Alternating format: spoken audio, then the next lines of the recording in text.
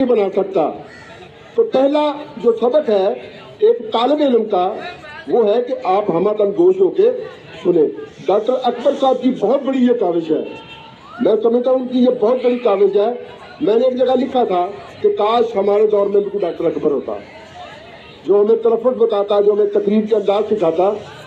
تو بچوں، یہ قائد اعظم کا مہینہ ہے اور ہمیں ان کے افکار، ان کے نظریات پہ عمل کرنا چاہیے۔ ان کی ایک تقریر کا ایک اقتباس ہے، مفہوم میں بیان کیے دیتا ہوں کہ اگر ہم نے تعلیمی میدان میں مطلوبہ پیش رفت نہ کی اور زمانہ جس تیزی سے ترقی کر رہا ہے، آگے بڑھ رہا ہے، ہو سکتا ہے کہ ہمارا وجود ہی کفایتی سے مٹ جائے۔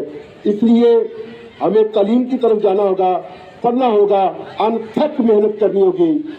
اور اقبال نے کہا تھا کہ گلا تو گھونٹ دیا اہل مدرسہ نے تیرا، گلا تو گھونٹ دیا اہل مدرسہ نے تیرا، کہاں سے آئے گی صدا لا الہ الا اللہ۔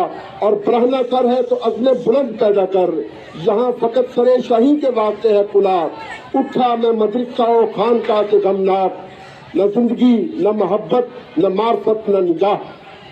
تو بچوں، یہ بہت بڑا ایونٹ ہے، اپنے اندر وہ جوش وہ جذبہ پیدا کریں۔